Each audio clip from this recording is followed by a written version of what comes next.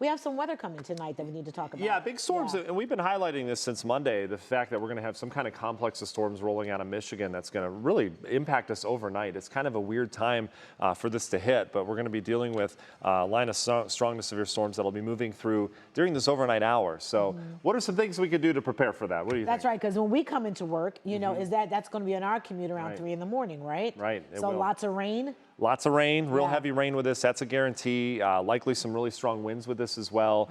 Okay. These storms, like from my childhood, these are the ones I remember, the ones that come off the lake because they have a lot of lightning. You see the shelf cloud coming off the lake as well.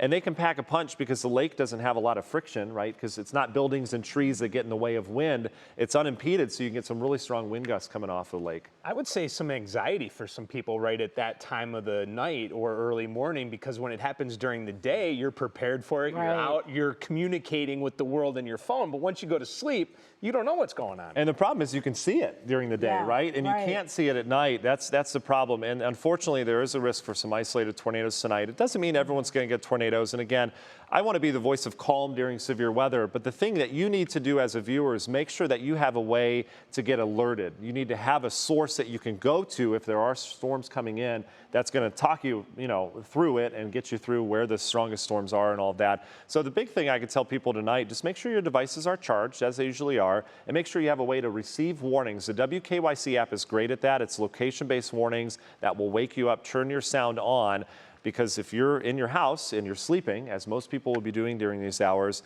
if there's a warning, how do you know about that? How do you get alerted? Make sure you have a way to do that. That's important. We need to know. But that'll be later tonight. But today, we're okay for the daytime. Today we're okay during the day. Yeah, we're watching this front out towards the west. This front is going to produce all sorts of severe weather in the plains later today. We saw it develop last night. We saw the severe storms. You see it kind of winding down in areas of northern Dakota and South Dakota right now, heading into Minnesota. But this front is interacting with a very unstable air mass. There's lots of humidity coming out of the south. That humidity really peaks back towards central areas of Illinois, where dew points are in the 70s. That's some really tropical stuff. That little sliver of warmer air and higher humidity is going to head our way, and we'll deal with that tonight. You'll feel it. It'll be real murky outside tonight. Temperatures will be in the 70s all night as well, so you'll need the AC cranking. It will be an uncomfortable night for sleep. But you also see this wind line that we have here. See how we have wind out of the west butting up against this southerly wind? Well, that's where the front is, and right now it's dry, but as we heat up in the plains later this afternoon, we're expecting those storms to explode on radar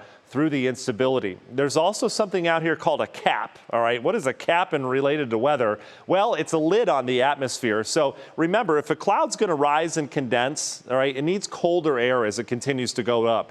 Well, what happens when you have a cap in the atmosphere is there's this little layer of warm air. So the cloud is rising and condensing, and then it hits this lid of warm air where it can't go any higher. And so that suppresses storm development. When there's a cap in place or a little sliver of warm air aloft, it prevents storms from forming.